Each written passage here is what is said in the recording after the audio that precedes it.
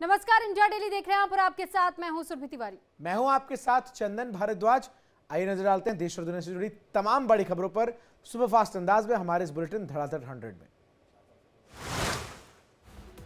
लोकसभा चुनाव से पहले चुनाव आयोग का बड़ा एक्शन। चुनाव आयोग ने बंगाल के डीजीपी, यूपी, गुजरात समेत 6 राज्यों के गृह सचिवों को हटाने का दिया आदेश।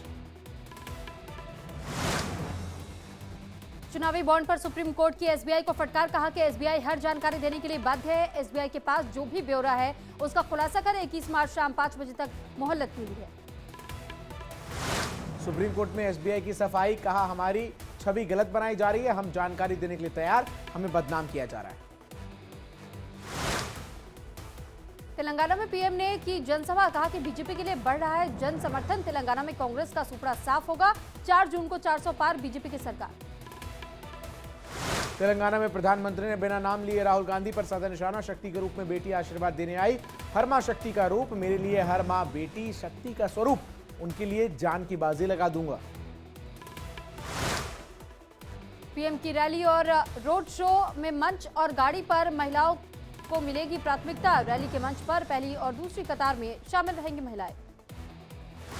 शाम को तमिलनाडु पहुंचेंगे प्रधानमंत्री मोदी। करीब 5:45 पर कोयंबटूर में करेंगे रोड शो।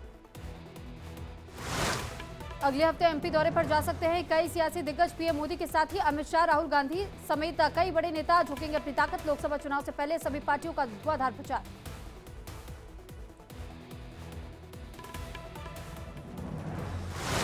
मध्य प्रदेश में अगले हफ्ता हो सकता है कांग्रेस और बीजेपी का आमना सामना। दोनों पार्टी के नेताओं की जनसभा और रैलियां। बीजेपी ने दर्जनों वीवीआईपी नेताओं के दौरे की प्लानिंग की। कांग्रेस नेताओं के भी 2 दर्जन से ज्यादा रैलियां। डीपीएपी के अध्यक्ष गुलाम नबी आजाद पुंछ या अनंतनाग लोकसभा सीट से लड़ सकते चुनाव। गुलाम नबी आजाद ने कांग्रेस से अलग होकर के बनाई है डीपीएपी पार्टी। सूत्रों के हवाले से खबर। राहुल गांधी के शक्ति वाले बयान पर गोपाल राय ने दी प्रतिक्रिया। का एक तरफ बीजेपी की तानाशाही और दूसरी तरफ राहुल गांधी के बेटी के बयानों से देश के लोकतंत्र पर हुआ है हमला। विपक्ष पर बीजेपी प्रवक्ता शहजाद पूनावाला ने बोला हमला। कहा कि हिंदू विरोधी है इंडी गठबंधन, हिंदुओं के खिलाफ चलाया जा रहा है एजेंडा। अशोक चौहान का राहुल गांधी पर निशाना। का राहुल का बयान सरासर झूठा, मैंने आखिरी वक्त तक पार्टी के लिए किया काम। सोनिया गांधी से मैं नहीं मिला, राहुल ने कहा था। जेल के डर से एक कांग्रेसी बीजेपी में शामिल हो गए।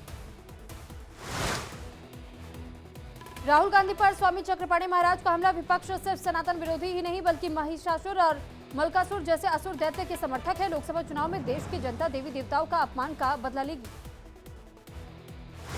कांग्रेस सांसद राहुल गांधी ने मुंबई में दिया था बयान। कहा, हिंदू धर्म में एक शब्द शक्ति होता है, हम उस शक्ति से लड़ रहे हैं। रैली के दौरान राहुल गांधी ने ईवीएम, ईडी और सीबीआई को लेकर के भी उठाए कई सवाल। राहुल ने कहा कि राजा की आत्मा सीबीआई, ईडी में है। आगामी चुनाव को लेकर बोले बिहार के डिप्टी सीएम विजय कुमार सिन्हा। का लोकतंत्र के पर्व की हो चुकी है शुरुआत। जाति धर्म की बात करने वालों को देश में नहीं है कोई जगह।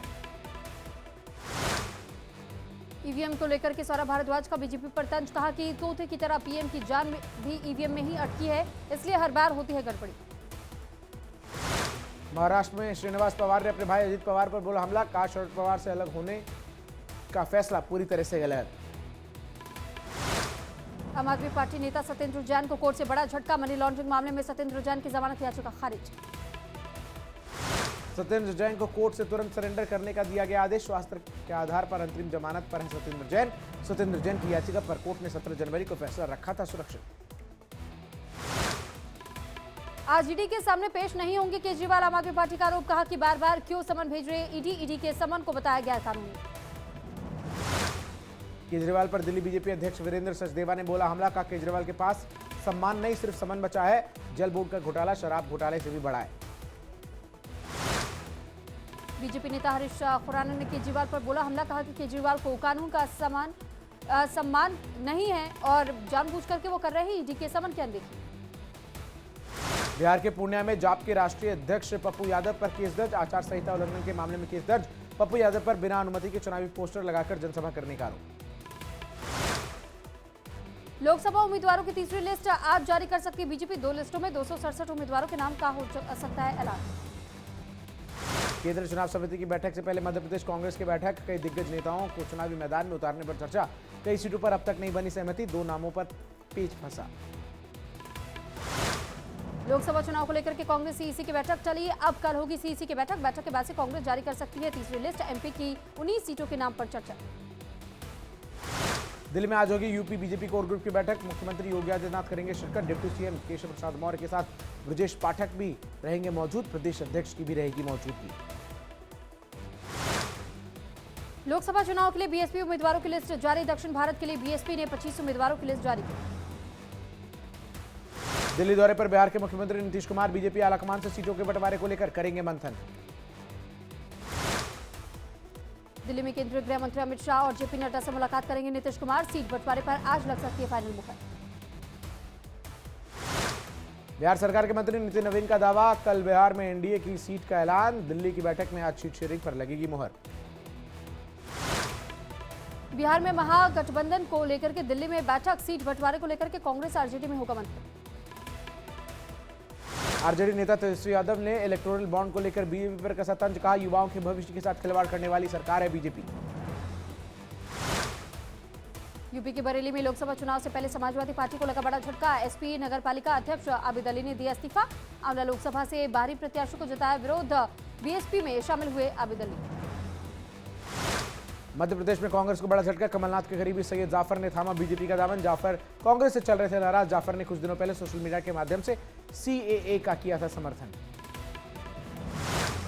तेलंगाना के राज्यपाल टी सौंदरराजन ने दिया इस्तीफा। दक्षिण चेन्नई से लोकसभा का चुनाव लड़ सकती है सौंदरराजन। तमिलनाडु बीजेपी अध्यक्ष रह चुकी है सौंदरराजन।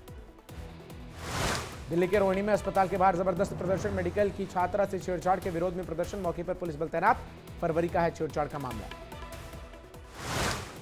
हिमाचल कांग्रेस के 6 बागी विधायकों की अयोग्यता बरकरार। सुप्रीम कोर्ट ने स्पीकर के अयोग्य ठहराने के आदेश पर रोक लगाने से किया इनकार। एसटी के विधायकों की याचिका पर नोटिस किया जारी। एनसी उपाध्यक्ष उमर अब्दुल्ला ने सीएए को लेकर बीजेपी पर बोला हमला। का सीएए के से अल्पसंख्यकों को बनाया जा रहा है निशाना। चुनाव से पहले ये जानबूझकर किया जा रहा है। बेंगलुरु में हनुमान चालीसा बजाने पर मोबाइल के दुकानदार से मारपीट को दिया गया अंजाम। अजान के समय बजाने पर मुस्लिम युवक ने की मारपीट। घटना सीसीटीवी में कैद। उद्धव ठाकरे पर बीजेपी नेता राम कदम का हमला। कहा, क्या बेंगलुरु में हनुमान चालीसा की घटना पर उद्धव ठाकरे राहुल गांधी से पूछ पाएंगे सवाल। मथुरा में बरसाना लड्डू होली के दौरान मारपीट। सिलेंडर सर पे मारने की वजह से श्रद्धालु गंभीर रूप से हुआ घायल। दर्शन करने आए श्रद्धालुओं को करना पड़ा परेशानियों का सामना। मथुरा में लड्डू होली के दौरान उमड़ी श्रद्धालुओं की भीड़ की वजह से मची भगदड़, जिससे करीब 1 दर्जन भक्तों के बेहोश होने की खबर। बरसाना की लठमार होली आज राधा रानी मंदिर में ग्वालों और गोपियों के देखने के लिए उमड़ा जन सैलाब। कल नंदगांव में खेली जाएगी लठमार होली। ब्रज की होली को देखने के लिए देश ही नहीं विदेश से भी आते हैं भक्त। मुरादाबाद में ईरान की फैजा ने यूट्यूबर दिवाकर से की सगाई। 20 दिन की टूरिस्ट वीजा पर आई है। फायजा ने परिवार की रजामंदी से सगाई की। गाजियाबाद के डीएम इंद्र विक्रम सिंह ने पत्रकारों को दी धमकी। डीएम ने कहा, पत्रकारों से कह रहे हैं कि आपके हाथ में 2 धारी तलवार, इसका खामियाजा आपको भुगतना पड़ सकता है।